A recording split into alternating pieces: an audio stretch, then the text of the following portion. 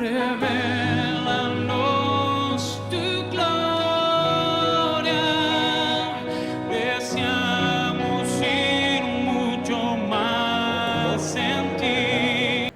Qué bueno. Buenas tardes. Buenas tardes y vamos a empezar la parte 8, o sea, de la justicia de los siglos. ¿Qué tal, señor pastor? Seguro. Sí, vamos a ver.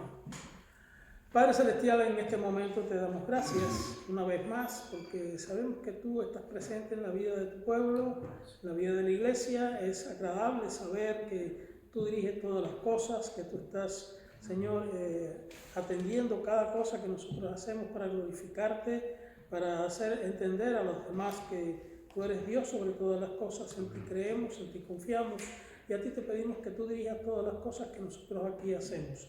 Bendice a tu pueblo, a aquellos que estarán siguiéndonos a través de esta red de internet, y te pedimos que tú nos guíes en la exposición de esta tarde, en la cual seguimos estudiando este libro que entendemos que es útil para el entendimiento de las cosas conforme a tu voluntad y lo que tú, Señor, has programado para tu pueblo en todos los tiempos, desde el principio hasta el final, y estamos confiados en que tu dirección y tu guía llevará a tu pueblo a ese propósito. Te lo agradecemos todo y te pedimos tu dirección, en el nombre de Cristo Jesús, nuestro Señor y Redentor. Amén.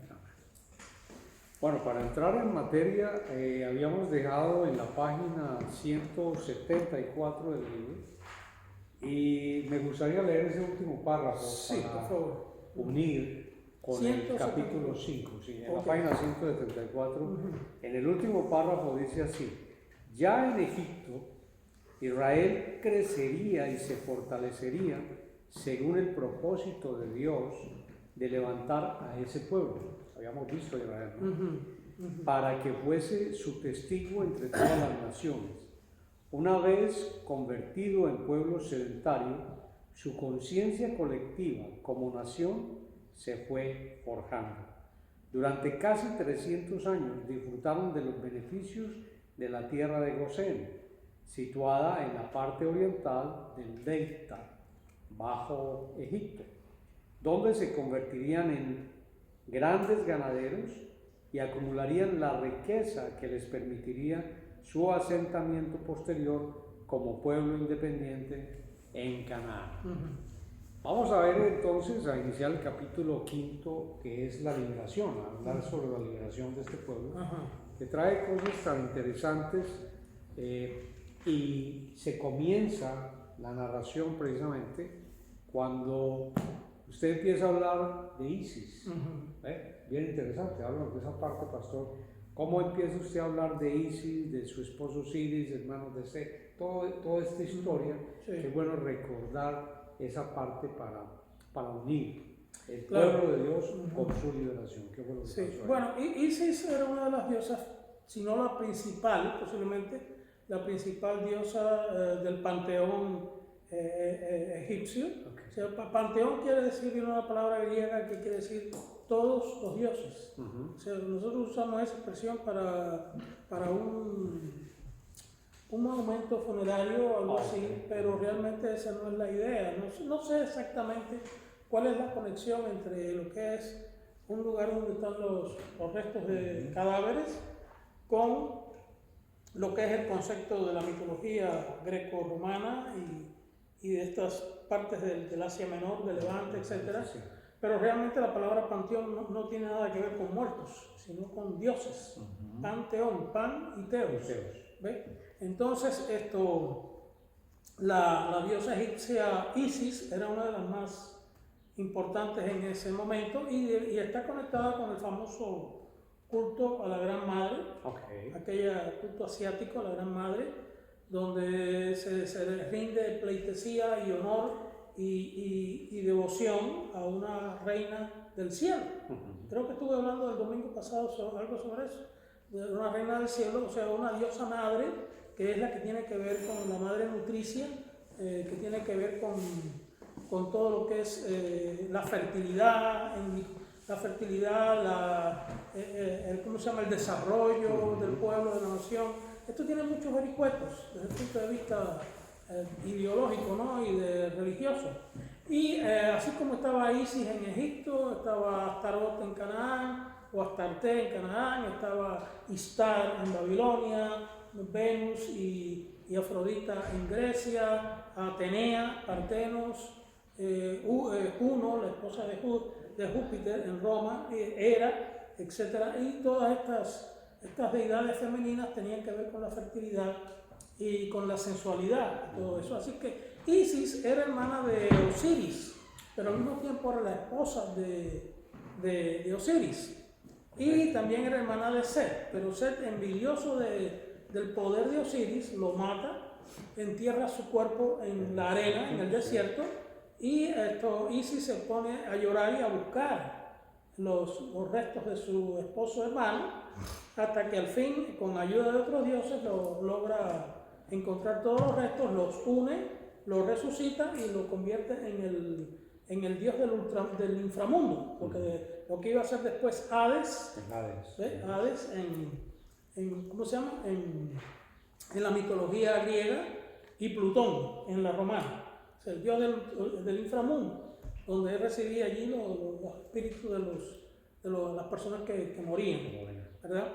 Entonces el culto a Isis era muy importante en Egipto, y los egipcios explicaban, los sacerdotes egipcios explicaban las crecidas anuales del Nilo, río Nilo, exacto, sí.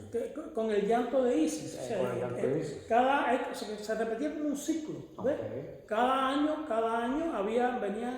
venía la crecida del Nilo, y ellos entendían que era Isis que lloraba sobre el río.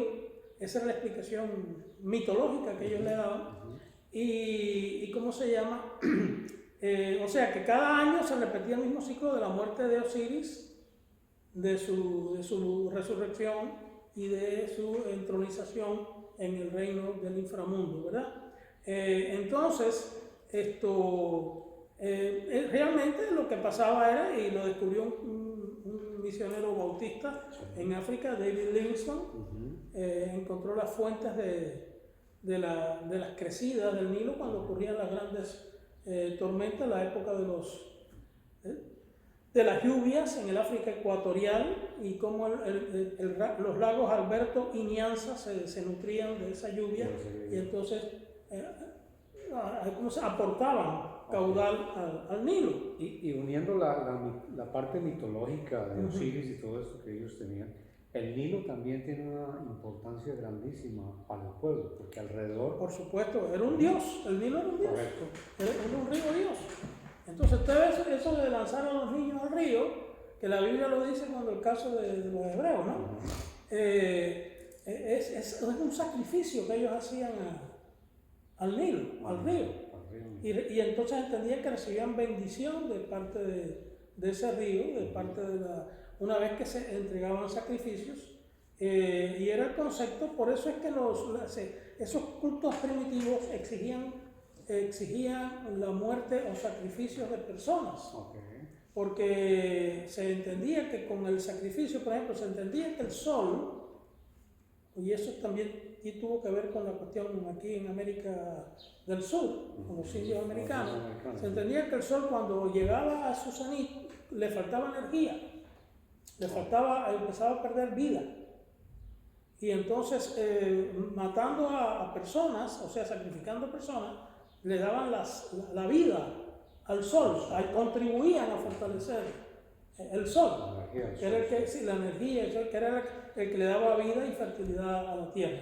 Esa es la mentalidad que ellos tenían, y por eso es que se producían ese tipo de sacrificios humanos, y se buscaba siempre al doncel más joven, al más fuerte, o al guerrero más fuerte, o a doncellas vírgenes, porque se sobreentendía que eran las que más energía vital tenían, y todo eso era así que... Y el Nilo de alguna forma también contribuía, no sé, a la que era la parte de la agricultura. Exactamente, todos esos cultos tenían que ver, se llaman cultos solares, precisamente porque el sol venía a representar la divinidad más grande, la más suprema, sí. Por ejemplo, tú tienes que ver que cuando el sol era conocido como Amón, pero también era conocido como Ra. ¿Verdad? Eran diferentes puntos de vista sobre el sol, pero siempre estaban unidas a la idea del Dios central o del Dios supremo. Y cuando él nacía, era Dios Horus, estaba identificado con Horus, ¿verdad? Cuando estaba en el cenit, estaba identificado con Ra, el sol en su mayor exponencia, ¿no? En su mayor fuerza. Sí. Y cuando descendía era Amón Osiris, o sea, ya era, o Atón Osiris, o sea, ya era la divinidad en su ocaso, en su decadencia. Entonces, todas estas cosas tenían que ver por eso se le llaman cultos solares, porque tenían que ver con la fertilidad. Con la fertilidad. Mire lo interesante, cómo venimos hablando de Osiris, de toda la mitología, de todas las creencias de él, y cómo el Nilo es usado, por así decirlo, para un personaje que viene ahí y que va a influir mucho precisamente en la liberación del pueblo. ¿Dónde fue puesto Moisés? ¿En las aguas de dónde? En el Nilo, exactamente. Era el lugar, en cierto modo, más apropiado para esconderlo. Claro, eso no podría ser algo, ¿cómo se llama?, permanente. Habría que buscar la manera de... Y el propósito incuestionable de Jocabed, la madre de Moisés, cuando pone a Moisés en la canasta, era que fuera encontrado por la princesa egipcia. Por eso es que, a ver cuál era la reacción, ¿no? Nosotros no podemos descartar nunca que eso fuera inspirado por Dios. O sea, que Dios de alguna manera le inspirara. Pongo allí para que lo encuentre la princesa y así salvarlo. Había un propósito de Dios en Moisés. ¿Ves? Y entonces esa era la idea. Y bueno, figúrate, Moisés no podría estar en una canastita ahí todo el tiempo indefinido. Ella lo que se negó fue a cumplir el plan de Faraón de que ese niño fuera entregado a las tropas y ser muerto en el Nilo, así nomás. ¿Ves? Entonces no sabemos, quizás hubo otras historias parecidas, porque otras madres hebreas quisiesen salvar a su hijo de alguna manera, pero la Biblia relata el caso de Moisés, que al final es el caso que nos interesa para saber lo que pasó después, ¿verdad? Y el propósito que Dios tenía con Moisés. Sí, exacto. Entonces es interesante ver cómo ahí Moisés es el personaje clave en este caso. Por supuesto. Y háblenos, pastor, de todo ese trabajo que hace Moisés en cuanto al pueblo, reconoce el pueblo. Primero, Moisés se desarrolla en un ambiente totalmente egipcio, ¿no? Claro, incluso su nombre es egipcio. ¿Ves? Su nombre es egipcio, Moisés. Moche. Quiere decir, ahora no recuerdo bien el título, pero tiene algo que ver con ser salvado del agua, ¿no? Del agua. Entonces, la cuestión es que hay un propósito de Dios para salvar al pueblo. Todo esto tiene que ver con un problema político, ¿no? Cuando los hebreos entran en Egipto, 72 personas que entraron con Jacob, o sea, con Israel. Los que gobernaban allí, los faraones que estaban gobernando, Apopis, se cree que Apopis primero fue el faraón que le dio cabida a los hebreos en Egipto. Ellos eran ixos, no eran egipcios. Y unos años antes, cerca de 100 años antes, habían conquistado Egipto y habían destronado a la 17ª dinastía egipcia y habían establecido, o sea, la 16ª dinastía, y habían establecido la 17ª dinastía, que eran ellos. Pero ellos no eran de origen egipcio, sino semita. Por lo tanto, cuando llegaron los hebreos, fueron bien recibidos, eran primos hermanos, por sus primos. Aunque eran idólatras y no tenían nada que ver de hecho, con el pueblo de Israel. El pueblo de Israel era una de las ramas semitas, como otras tantas. Si nosotros vamos a lo que es la historia de Mesopotamia, nos encontramos que allí también prácticamente casi todo el mundo era semita, ¿no? Entonces, pero los mismos caldeos, todo eso, pero eso no significa, es como nosotros somos latinos. Ahora tú vas a Francia, los franceses son latinos, pero es muy difícil que un francés nos identifique a nosotros como parte de su raza, ¿verdad? Ya con los españoles es un poquito diferente, aunque los españoles también tienden a minimizar a los latinoamericanos. Los consideran a todos indios, y eso ya de una manera, aunque para nosotros que nos digan indios no es nada ofensivo, ellos lo toman como una forma despectiva, ¿no? De minimizar al latinoamericano. Estos son indios, son personas como de inferior calidad. O sea, sin embargo, somos latinos. ¿Ves? Los italianos también. Los italianos. Pero está bien difícil que los rumanos. Los rumanos. Está bien difícil que un italiano, que un francés o un rumano nos considere como parte de ellos, ¿verdad? Exactamente. Pues lo mismo pasaba con los Ixos y con los hebreos. Aunque eran parientes, eran primos hermanos, y ellos les admitieron la entrada a Egipto y le dieron una tierra bastante, el faraón en aquel momento, Apopis I, le dio una tierra bastante feraz para que ellos pudieran, como eran ganaderos, pudieran desarrollarse así, y así pasó.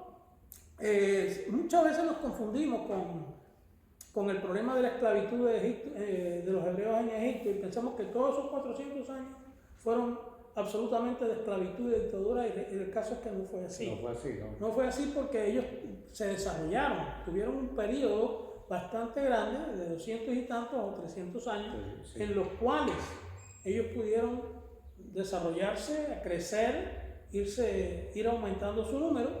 Se cree que cuando Moisés salió de Egipto con los hebreos, había casi 2 millones, aunque no todos los que se fueron hebreos. También salieron egipcios, también se fueron egipcios y otro tipo de semitas que venían de otros lugares, se aprovecharon la oportunidad y salieron con el pueblo de Israel.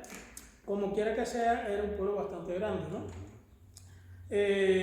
Así que esa era la situación cuando los hebreos entraron en Egipto. Cuando ya vino la situación de opresión, parece que con Tutmosis I, que ya fue cuando ellos se rebelaron contra el reino del sur, se rebeló contra los que estaban dominando la parte norte, el Bajo Egipto. En el delta destronaron a los Ixos y restablecieron la dinastía egipcia.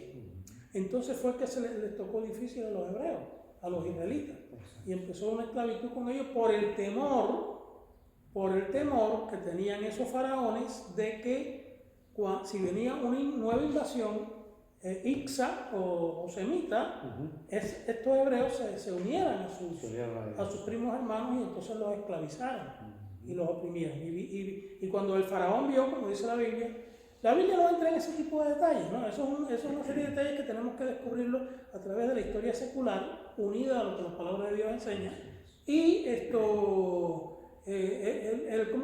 ver cómo está la conexión tanto histórica y con los datos que tenemos, arqueológicos, etcétera, etcétera. O sea, eso se compone de muchas fuentes, ¿no? Para poder llegar a las conclusiones que llegamos. Entonces, ahí es donde los faraones ven al pueblo de Israel como una amenaza, como un peligro. Que si esta gente viene, nuestros enemigos se van a unir a ellos y nos van a destronar otra vez. Y ellos establecieron la 18 dinastía, que hubo reyes muy famosos en esa dinastía. Entonces, vino la opresión. Después vino un periodo de calma dentro de la tormenta, cuando se cree que Hatshepsut, que fue ahora mismo lo trasladaron hace poco los restos de ella. No sé si tú viste la noticia de que pasaron no sé cuántas momias de un lugar para otro lugar allí en Egipto, y ahí estaba Hatshepsut también. Correcto. Entonces esta rey princesa parece que fue la que encontró a Moisés y lo prohijó. Lo llamó Moisés y lo hizo su hijo. Entonces sí. Y ahí hubo un periodo de calma dentro de la tempestad. O sea, Moisés empieza a desarrollarse ya niño adulto. Exactamente. En un periodo de calma. Moisés entonces disfruta de todas las ventajas que existían como príncipe de Egipto, sin que el pueblo estuviera completamente fuera de opresión. Pero ella sabía perfectamente que ese muchacho era hebreo, de los hijos de los hebreos dice el texto. Y lo crió como un príncipe egipcio, y este muchacho pues estuvo en todas las cuestiones del palacio, en la educación, posiblemente jugó con Tutmosis III antes de que llegara a ser rey. Sin embargo, por supuesto, dentro de lo que era la familia real egipcia, ellos le ocultan a él su origen hebreo, y él simplemente es uno más entre ellos, hasta que la misma madre, bueno, al principio quizás por causa de la crianza que le dio la madre a Jocabet, porque ella tomó a la madre para que fuera la nana, ¿verdad?, de su hijo, la que lo criara. Y es posible que por ahí Moisés sabía que él era del pueblo de Israel. Pero bueno, hasta que no pasó lo que ya sabemos, que él mató a un egipcio, cuando vio que estaba maltratando, no vino la situación de decidir Sí. qué es lo que iba a pasar con su vida, ¿no? Pero entonces él, en alguna forma, como diríamos, digamos vulgarmente, la sangre llama. Entonces, claro, Sí, cuando él ve que él ya tenía que saber que era parte de su pueblo. sí, por supuesto. Sí, bueno, pensamos que por Jocabet, Que por la misma madre, ¿verdad? La Biblia no nos explica cuáles serían las reacciones psicológicas de Moisés. Okay. La Biblia no nos explica eso. Parece que tenemos que aceptar que en sus primeros años Moisés aceptó la situación de una manera muy simple. Exacto. Yo estoy aquí en palacio, soy hijo adoptivo de la princesa y that's it, nada más, ¿verdad? Muere Hatshepsut y entra a tomar el trono Tutmosis III, que es el gran opresor, el primer gran opresor, y es el que prácticamente lleva al pueblo de Egipto Claro, Moisés había sido lanzado al río bajo el reino de Tutmosis II, ¿verdad? Entonces, este es el hijo de él y es bien opresor del pueblo de Israel, y ya es el tiempo en que Moisés tiene que irse una vez muerta su madre putativa, hacia 1483 por ahí más o menos, es que él tiene que irse de Egipto, porque si no lo iban a matar. Sí. Lo iban a matar.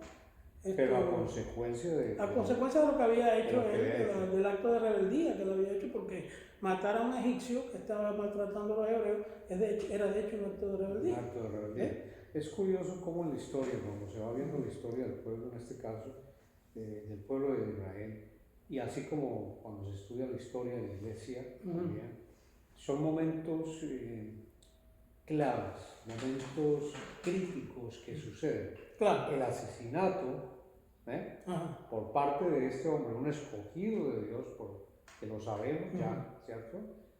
Desencadenan toda una serie de hechos de ahí para adelante.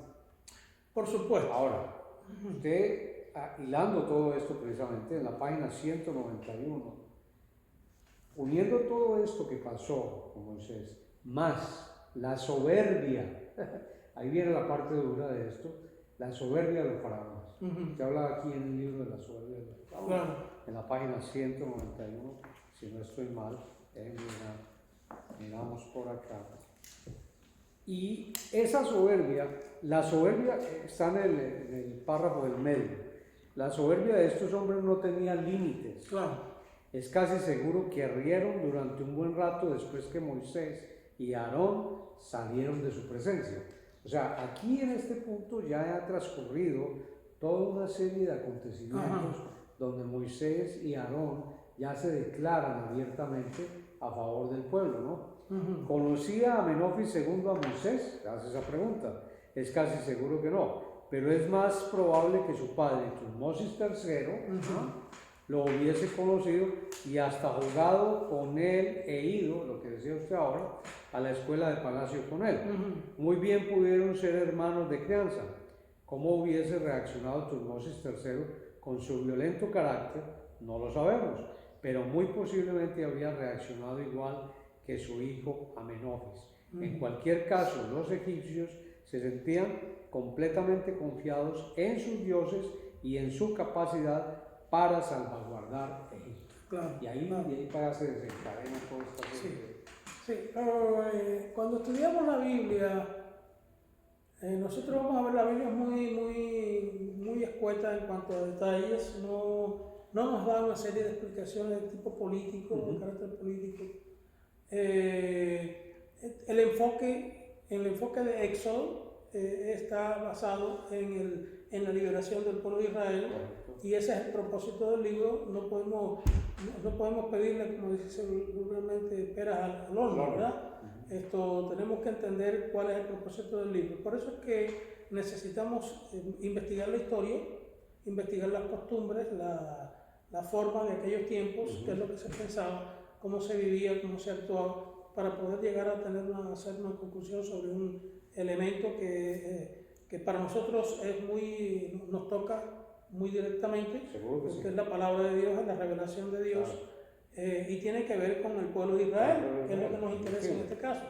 Pero usted no puede desconocer cómo pensaban aquella gente, o no puede satanizar de una manera radical a los egipcios. No, esto es la obra del diablo. Sí, es la obra del diablo, nadie discute eso. Pero también hay que pensar que los hombres funcionan dentro de un contexto, dentro de una forma de pensamiento, dentro de una cultura y una sociedad. Y usted va a ver que cuando usted logra entender cómo ellos funcionaban y cómo ellos entendían la vida y cómo ellos se proyectaban ante la vida, entonces entiende por qué todas estas cosas pasaban. ¿Ve?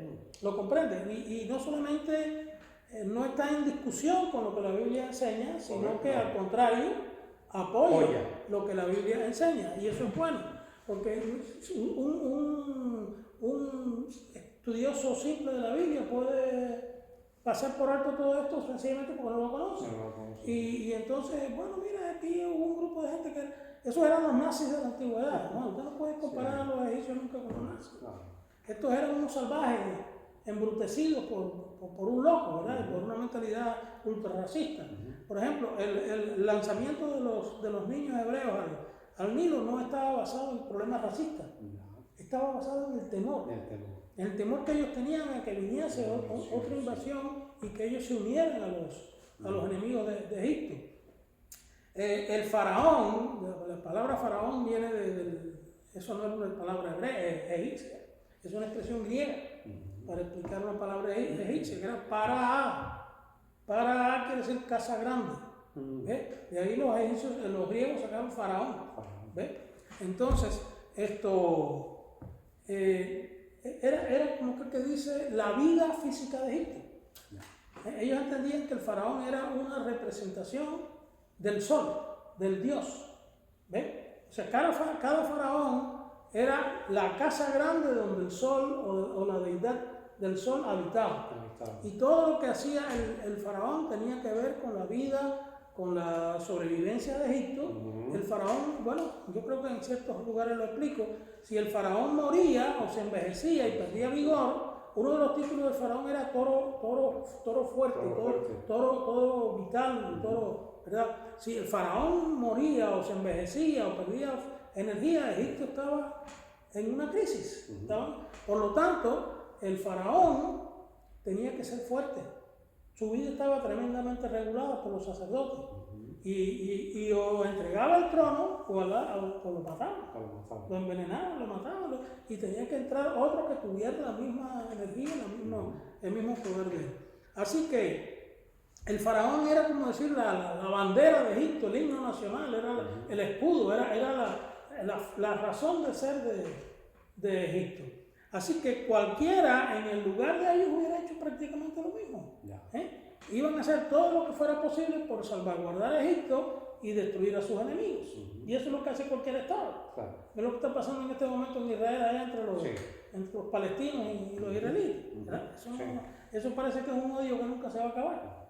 Entonces así es. Y ¿cómo se llama? Lo que Moisés hizo cuando mató al egipcio era como decir, está rebelándose contra la voluntad del faraón. A máximo. Exactamente. Así que había dos alternativas. O levantan armas a todos estos hombres que están muertos de cansancio contra el ejército egipcio, ¿y qué posibilidad tienen? Ninguna de sobrevivir. Va a haber una matanza, así que Moisés decidió que lo mejor era irse. ¿Ves? Moisés se va. Exactamente. Antes, cuando el párrafo que tú estás leyendo pasa por alto todo lo que pasó. Todo lo que pasó en el Sinaí, cómo él llegó allí a Madián y allí se encontró con las hijas de Jetro y dice que estuvo 40 años. Pastoreando. Claro que este número 40 no sabemos si es exacto fue un tiempo supuesto, porque acuérdate que para los hebreos 30 más 10, 40, era un tiempo extremadamente largo. No, lo que no quiere decir que fuera exactamente 40 años. 40 ¿Se años. podría decir que Moisés es un tipo de Cristo o no? En cierto modo sí, Okay. por supuesto. Sí, Por eso precisamente es un libertador. Es un libertador del pueblo. Es un libertador de un pueblo. ¿Sí? Y Dios lo escoge. Dios lo escoge cuando después que ya él está casado. Por eso yo digo en el libro, quizás ese era los momentos, ese fue el periodo más agradable en la vida de Moisés. Okay. Porque estaba allí. Bueno, no es que se había olvidado de su pueblo, pero estaba tranquilo allí en Egipto, en Madián, pastoreando, casado, procreando. Ajá. Y hasta que un buen día Dios le dijo, ven que te tengo que enviar a un lugar donde vas a pasar muchas calamidades, ¿verdad? Ajá. Y así fue. Y un tipo de Pablo también, en un sentido. Sí, es un tipo porque de Pablo. Yo siempre me pongo a pensar, mira que cuando Dios se le revela a Pablo, ¿verdad? Cristo se le revela a Pablo ya en el camino de Damasco. Dice, le dice a Ananías, porque él tiene que saber lo que va a pasar, padecer por mi causa. No lo llamó para ponerlo a vivir en un lecho de rosas, lo llamó para hacerlo, en cierto modo, sufrir. Y tuvo que sufrir mucho por la causa de Cristo, pero una causa maravillosa, ¿verdad? Sí. Por eso es que Pablo es un personaje tan extraordinario. Así que Moisés es enviado por Dios. Y cuando tú lees esta parte que acabaste de leer, es el momento en que ese hombre que llevaba ya 40 años exiliado en Madián, con la revelación de quién es Dios, el famoso nombre que conocemos, Jehová, ¿verdad? Que precisamente no es así como se pronuncia, pero fonéticamente nosotros podríamos decir Yahvé o Yahweh, los americanos dicen Yahweh, pero realmente esa expresión Yahweh no es correcta tampoco. Es Yahvé, sería Yahvé. Y de hecho, ni esa tampoco llega a serlo. Nosotros realmente no podemos pronunciarlo.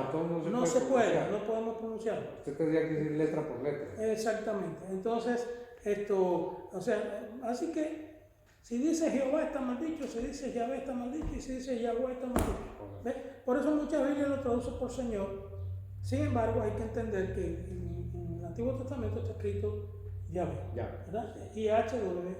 Exacto. Sí. Entonces, esto es impronunciable para nosotros, así que hay que decirlo como la persona entiende que se debe decir. La cuestión es que cuando dice yo soy, ahí el yo soy hay mucho significado. Es más, en cierto modo, y lo digo aquí en el libro, le está diciendo al faraón, yo soy me envió a ustedes.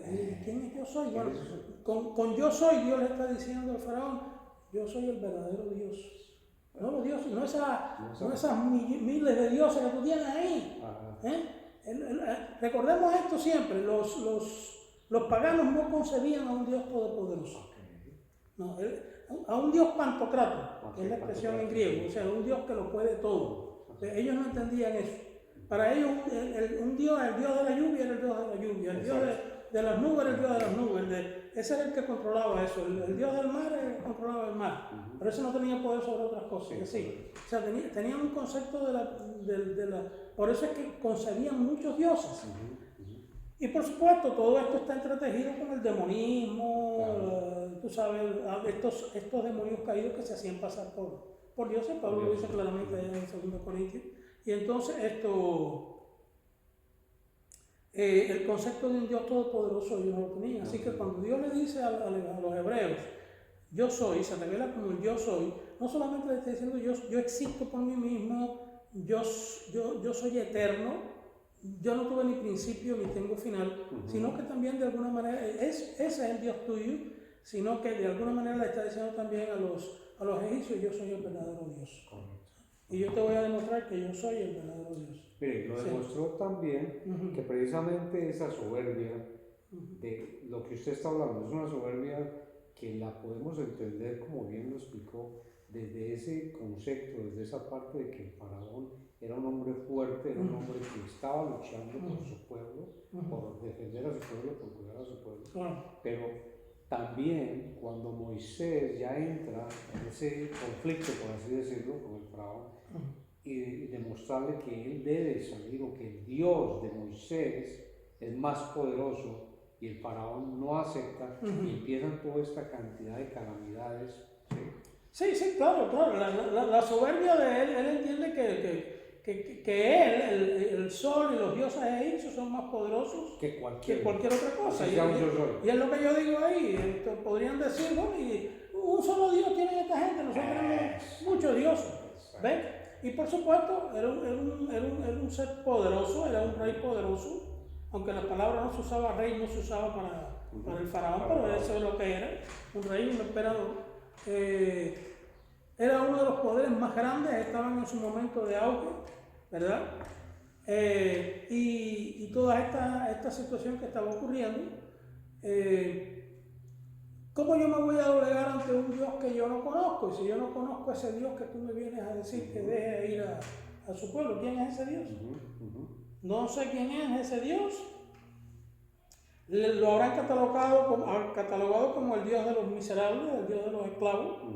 Así que todo eso lo habrán pensado ellos. Ese es un Dios que no va a tener en ningún momento el poder para destruirnos a nosotros ni para darnos ninguna lección ni nada de eso. Y ahí es donde empieza la guerra. ¿Ves? Y es lo que digo también en el otro lado, que esto tocaba una tecla muy sensitiva para los egipcios. Porque no sé si si Moisés llega, lo pongo aquí también, si Moisés llega y le dice al faraón, no, yo tengo ahí 100,000 guerreros que van a invadir Egipto si tú no dejas salir a Israel, lo más probable es que lo hubieran matado ellos mismos. Claro, pero cuando Moisés dice que viene en nombre de un Dios, entonces ahí la cosa cambia. Como dice el campesino cubano, cambia. Sí, cambia. ¿Por qué? Porque ahora es cuestión de dioses, ahora es cuestión del Dios tuyo contra los dioses míos. Exactamente. Entonces, si yo lo mato ahora, yo entonces dejo en duda, dejo un signo de interrogación del poder de ese Dios. Y él tiene que demostrar que los dioses de Egipto son más poderosos que ese Dios. ¿Ves? Porque él mismo es una especie de un semidios. Así que yo tengo que demostrar que las deidades mías son más poderosas que las tuyas, que ese Dios tuyo no es nadie. ¿Ves? Es un desconocido, un Dios de miserables, de esclavos. Y ahí es donde se le viran las tortas al rey, al faraón. Porque entonces ahora es la guerra contra los dioses, entre Dios y los dioses. Y ahí viene de escalabro tras escalabro todo lo que fue pasando de las plagas, etcétera. Donde Dios demostró que Él era el verdadero Dios y los dioses de Egipto eran ciertamente falsos. Quizás haciendo también un análisis y retrospección de lo que pasó con el faraón, podríamos decir que Dios mismo usó al faraón para demostrar el poder como Dios único, como el yo soy, como el verdadero Dios. Por eso tú ves que la Biblia dice que endureció el corazón. Es correcto, endureció. Porque Dios tenía que darle una lección a esa gente. Claro, Dios no está haciendo esto para que haya más muerte ni nada, sino porque para demostrarle a ellos. Mismo, exactamente. Sino para demostrarle a ellos que Él es el verdadero Dios. ¿Verdad? Todo esto hay que entenderlo en ese sentido. Y Dios endureció el corazón del faraón. Él mismo endurecía su corazón por su propio libre albedrío, por su libre voluntad. ¿Ves? Yo no cedo ante ese Dios, yo no cedo. Y venía una plaga, y yo no cedo, y venía una plaga. En una ocasión trata de tender una trampa a los hebreos. Cuando le dicen, bueno, vayan ustedes allí y sacrificanle ovejas a su Dios, ¿verdad? Sí. Y entonces Moisés le dice, no, de ninguna manera, porque esa es la abominación de los egipcios. O sea, el Dios Nun era el Dios carnero. Los egipcios no iban a tolerar que se fueran a sacrificar carneros allí en el propio territorio de ellos. Sí, ellos no, interesantemente, los sacrificios de sangre eran muy raros en Egipto, muy raros. Sí, ellos, los dioses de ellos no exigían propiamente hablando sacrificios de sangre. Muy raro, era muy raro. No es que no ocurrieran, pero sí era muy raro. Y en situaciones de emergencia nacional propiamente hablando. Así que ellos no iban a admitir que los hebreos fueran allí en el medio del pueblo de ellos y hicieran sacrificios de carnero, porque entonces iba a haber un problema serio con los mismos egipcios. Fíjate que los egipcios no no tratan de atacar a los hebreos, o sea, no toman represalia hasta cierto punto con los hebreos. En otro sentido sí, en un sentido de agregarles más trabajo, de esclavizarlos más, pero no de exterminarlos, por ejemplo, ¿verdad? Porque ellos están entendiendo claramente que esto no es un problema entre ellos y los hebreos, sino un problema entre los dioses de ellos y el Dios de los hebreos. ¿Ves? Aunque al final se dio la persecución, ¿no? Bueno, ya después, por soberbia, por esa misma soberbia, los egipcios dicen, no, yo voy a destruir a esta gente que me han hecho tanto daño. Y que bien, les dice que del primogénito desde el faraón hasta el primogénito de las bestias, murió esa noche de la Pascua, ¿no? Entonces, pues, ellos no se querían quedar con eso, querían destruir al pueblo y en cierto modo reesclavizarlo otra vez. Esa soberbia del faraón, ese ejemplo de soberbia de los faraones, no solamente de este faraón, sino de todos los faraones, de todo.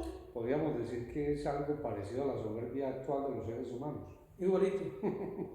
A pesar de las pandemias y los problemas que tenemos, seguimos en la guachapita. Seguimos así.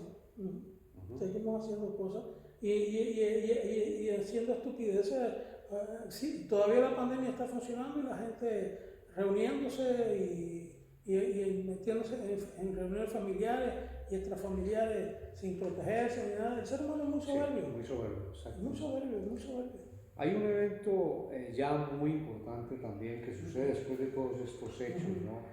Y es esa gran celebración de la Pascua. Háblanos de eso, pastor, ya de esa parte, la última parte. Bueno, en la 207 viene hablando, si no estoy mal, déjenme acá.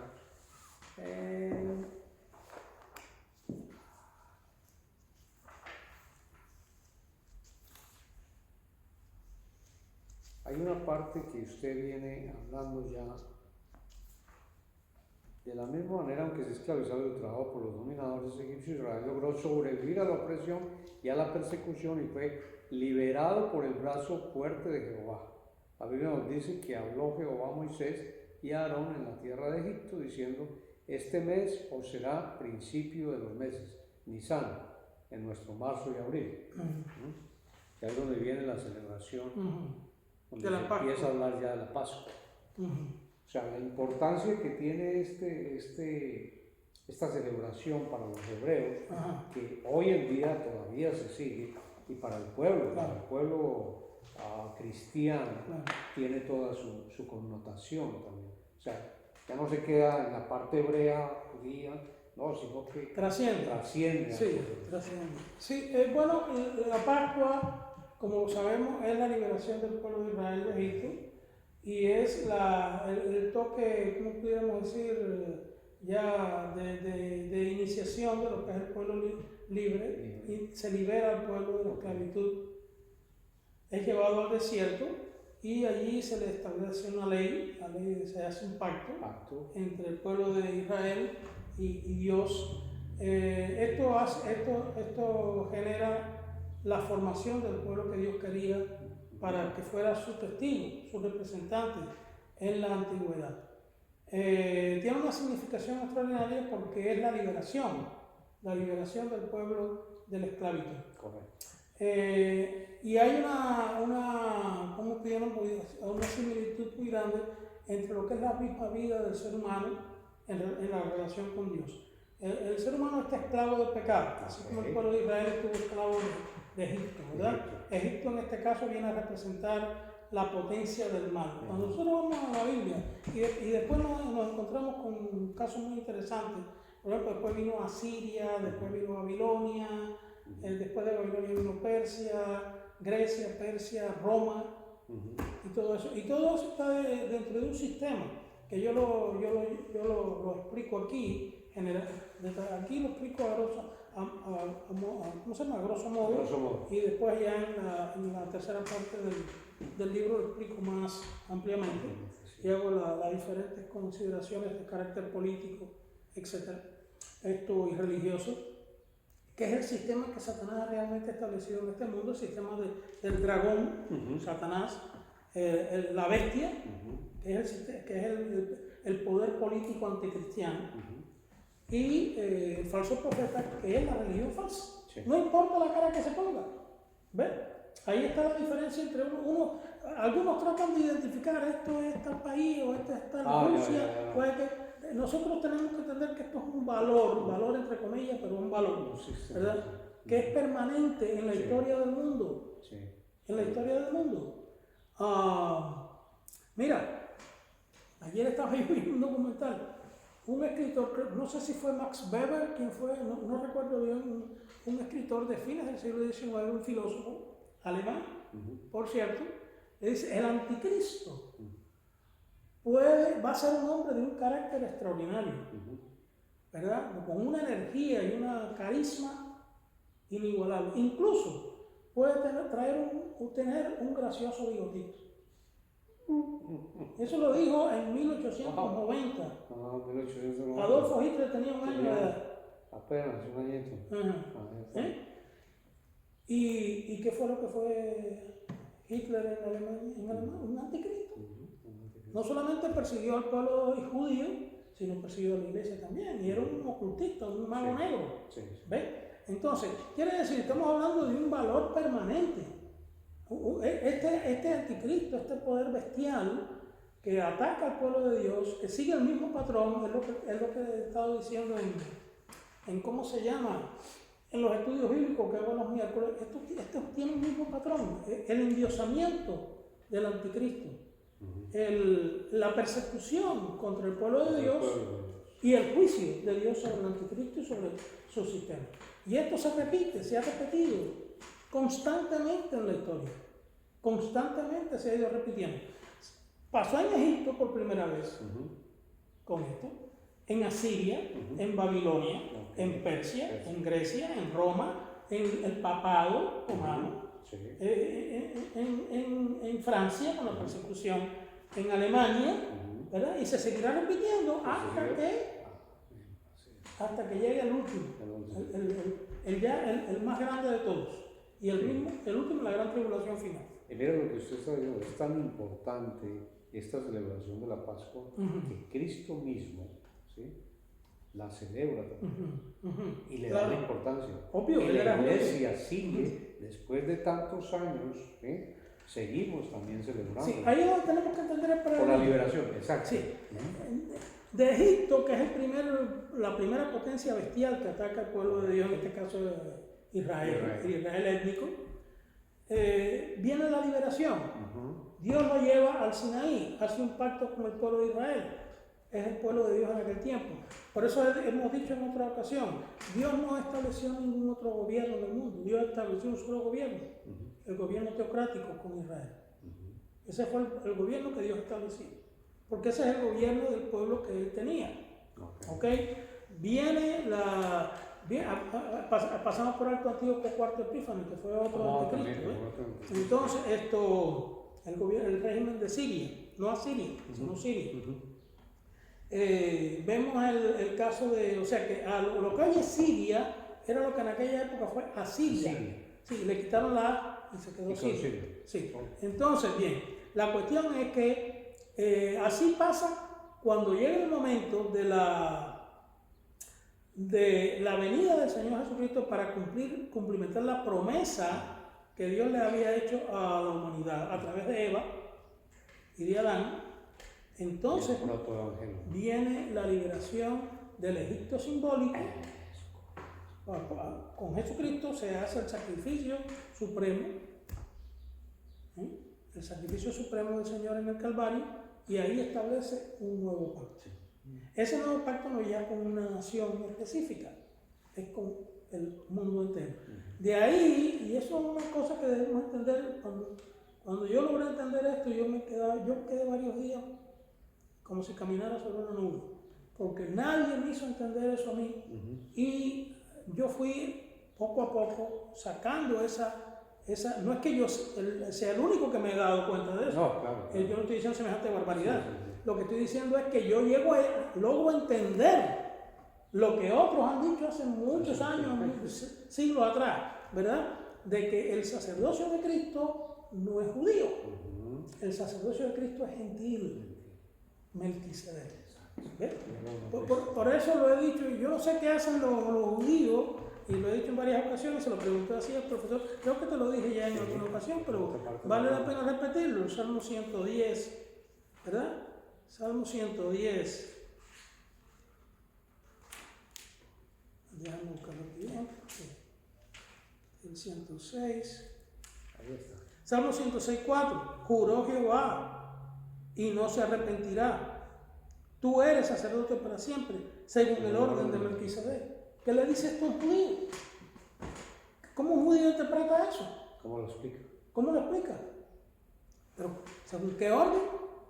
Bueno, debe ser de Aarón o debe ser de Salón, ¿verdad? O menos. Sí, tiene que venir de ahí. No, Melquisedec, pero si Melquisedec no era judío. Melquisedec era un gentil. Y fíjate que cuando te dice un orden, y es muy importante que entendamos esto, cuando te dice un orden está hablando de una línea sacerdotal, no es un solo individuo. Te está hablando de un orden, de una línea sacerdotal. O sea, que hubo muchos sacerdotes que se llamaron Melquisedec. O sea, Melquisedec más que un nombre, era un título. Malach Sedec, rey de justicia. Rey de justicia. O sea, este hombre en Jebús o la antigua Jerusalén era profeta, sacerdote y rey. Y ahora, cuando viene el orden establecido por Dios en el Sinaí, hay un profeta. Hay un profeta que es profeta, los profetas que eran profetas. Está un sacerdote, un sumo sacerdote, que era del orden arónico o de Aarón, y hay un rey, que era Jehová, propiamente hablando, hasta que se establece. Un reino literal, ¿verdad? Entonces un reino teocrático con un rey, con un sumo sacerdote y con una línea de profetas. ¿Ves? Esos tres no podían ser el mismo. Por eso tú ves que Samuel le dice a Saúl que está destituido, porque él tomó un atributo que no le pertenecía, sacrificar él mismo un cordero, cuando estaban esperando para pelear. Y Samuel le dijo, tú has ofendido, tú has faltado, y por lo tanto tú vas a ser destituido. ¿Ves? Entonces, pero ahora tenemos nuevamente un hombre que es profeta, que es sacerdote y que es rey también al mismo tiempo, que es Jesús. ¿Ves? Por eso su orden es el orden de Melquisedec. Entonces yo digo, bueno, pues le preguntaba yo cuando yo estudiaba en el seminario en Nueva York, le preguntaba a los, bueno, ¿y qué es lo que dijo un judío de eso? Y dice, no, yo no sé qué es lo que dice. Y hablaba hebreo, un hombre que se conocía hebreo. Yo no sé lo que dice, yo no sé cómo lo interpreta. Y puedes preguntarle por qué, vaya, es que un judío que piense bien se convierte solamente con eso. Solamente con eso. Sí. Caramba, eso está profetizado. Como 1000 años antes de que Cristo viniera a la tierra. ¿Y quién puede discutir que ateo, que enemigo de la fe puede discutir que eso no estaba profetizado ahí, si eso está escrito 1000 años antes de Cristo? Comprobado en todos los sentidos. Es maravilloso. O sea que esa liberación del pueblo de Israel es como el paralelo de la liberación del alma humana. Exactamente, también. Son paralelos maravillosos. Y uno dice, bueno, pero es que esto parece muy rebuscado, muy programado, pero bueno, está bien, el gran programador de todo lo ha hecho así. Amén. Dios sabía que esas cosas venían así. Exacto. O que iban a ser así. Lo que hablábamos hace un momento, en Lucas 9, 55, 56. Ajá, exactamente. ¿A qué venir? Ajá. A salvar las almas. A salvar las almas. Exactamente. Esa liberación de las almas y esa celebración de la Pascua del Señor, que Moisés también, el mismo Señor la dio en aquella época. Mire cómo ha venido a través de. Así, es maravilloso. Cuando uno logra ver, y bueno, y eso es lo que trato yo de indicar en este libro. Ok, correcto. Por supuesto, tú no lo puedes poner todo en un libro, eso es imposible. Antes y después de este libro, a mí me han venido ideas que pero sí hay claves muy importantes. A sí. nivel universitario, este libro, a nivel de seminario, a nivel de teología, da unas claves preciosas. Sí, precisamente a partir de ahí, para investigar más. Claro que sí, claro que sí. Pero claro que sí, es un incentivo para que la persona que tenga interés en el estudio y en profundizar en las cosas de la Biblia, entender de manera general lo que nosotros creemos yo creo que es una herramienta Sí, muy útil, muy útil. Y gracias a Dios porque yo lo pude realizar a través de su benevolencia conmigo, ¿no? Amén. Porque ¿quién soy yo?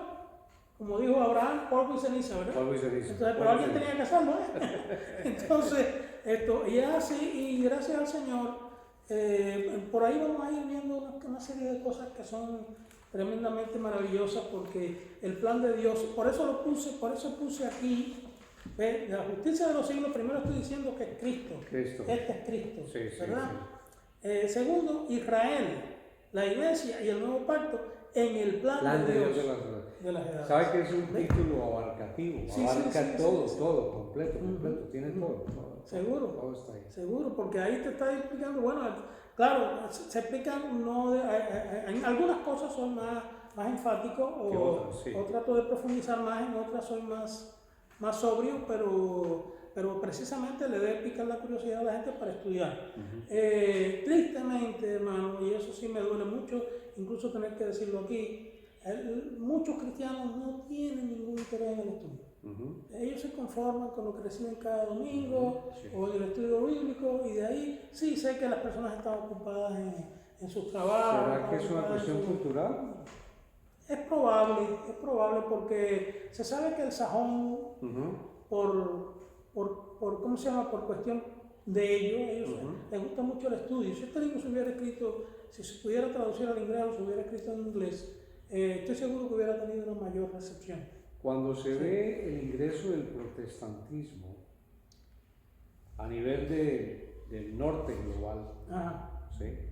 Se pueden apreciar todas estas grandes naciones que se llaman del primer mundo en términos económicos, protestantes, donde entró el evangelio primero, Claro. Pero ¿qué pasó en el sur global?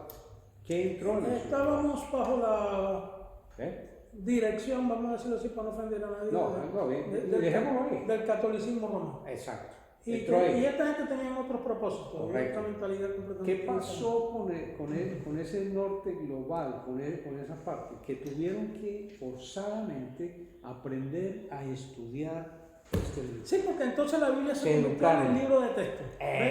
Ya no era un catecismo o un ritual. No. El católico se dirige mucho por rituales, entiende que el ritual es lo que tiene la virtud, todo eso viene del paganismo, y eso es lo que le han hecho ver a la gente.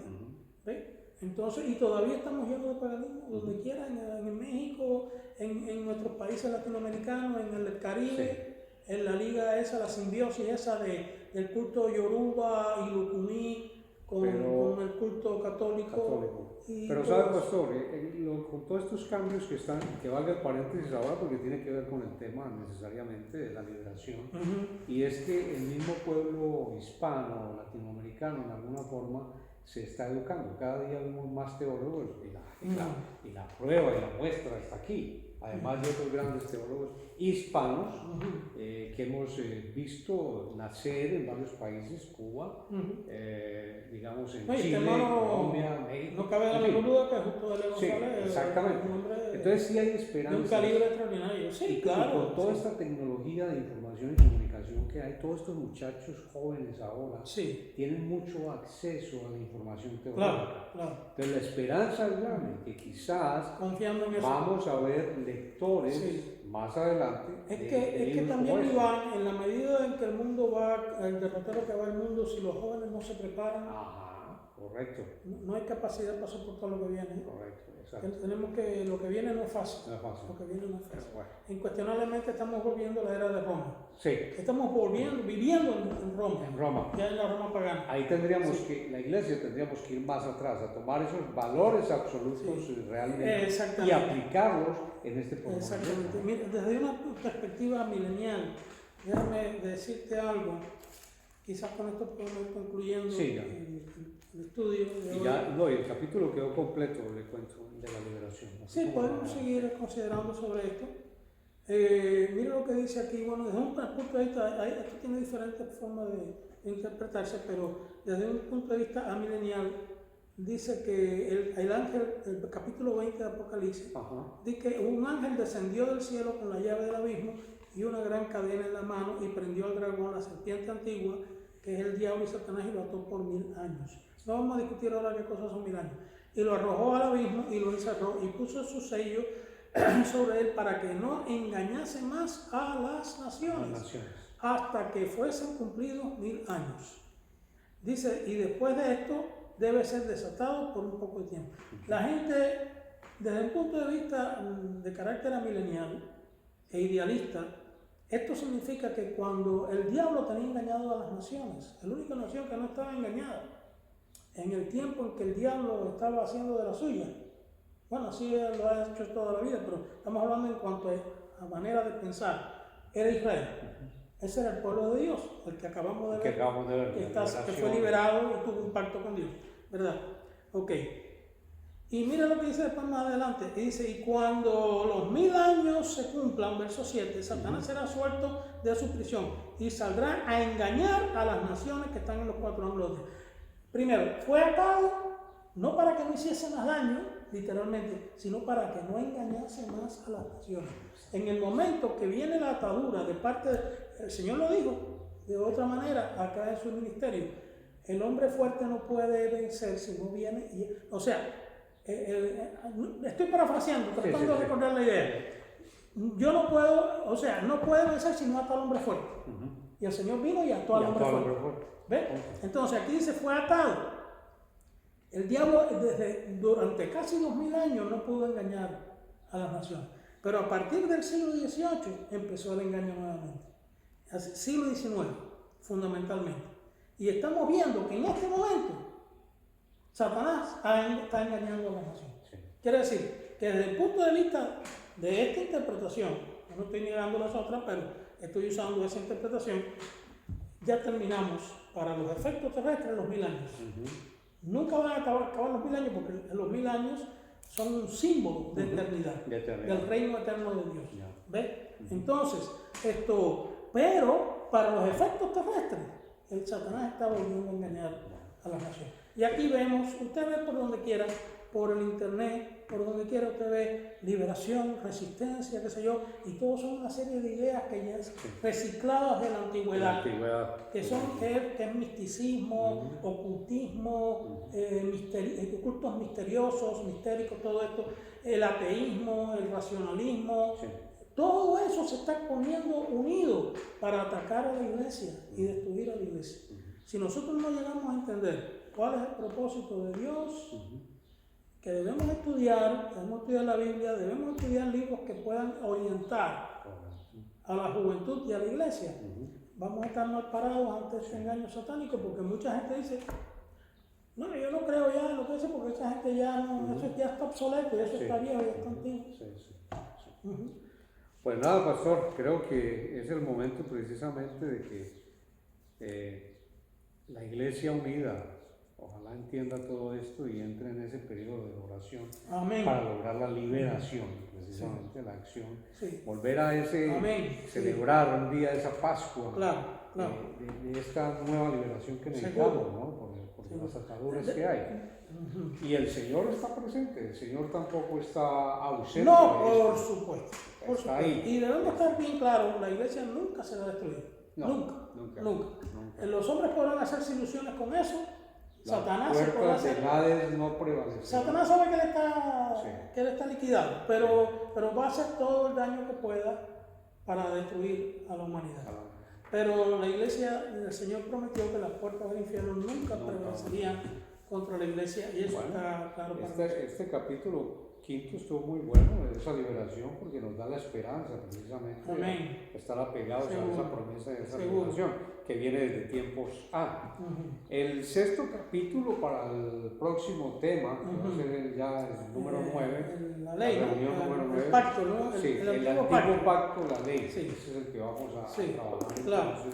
Entonces, posiblemente tengamos que ponerle un poquito más de pronto, de énfasis. Pero es bien bueno también, es bien bueno de la ley, porque precisamente no podemos abstraernos de la ley, ¿no? Que es lo que se pretende también muchas veces. Bueno, entonces, vamos a ver la ley. Acuérdate de una cosa, no sé cuál, respetando cualquier punto de vista, la ley no fue hecha con la iglesia. No, correcto. Por eso lo vamos a entender aquí. El pacto de la ley fue hecho con el pueblo de Israel. Bueno, pastor, Entonces, hermano, muchísimas creo que gracias. hemos llegado al final. Gracias al público que nos ha seguido, le damos las gracias, le pedimos al Señor que nos siga bendiciendo y sigamos estudiando. Y si quieren hacer algún tipo de preguntas, quizás lo pueden hacer, Lo ¿verdad? van a hacer a través de YouTube, que es donde los tenemos, donde nos vamos a subir después. Agradecemos mucho a Andy también. Seguro que siempre está ahí pendiente con dispuesto. nosotros. y Gracias a él, a Dios por él. Así que nada, pastor, despídete. Bueno, le damos las gracias a ustedes por su atención y que Dios les bendiga mucho, les prospere espiritual y físicamente. Y nos vemos el próximo mes, Dios mediante, por esta plataforma de internet y seguimos estudiando el libro La Justicia de los Hijos. Bendiciones.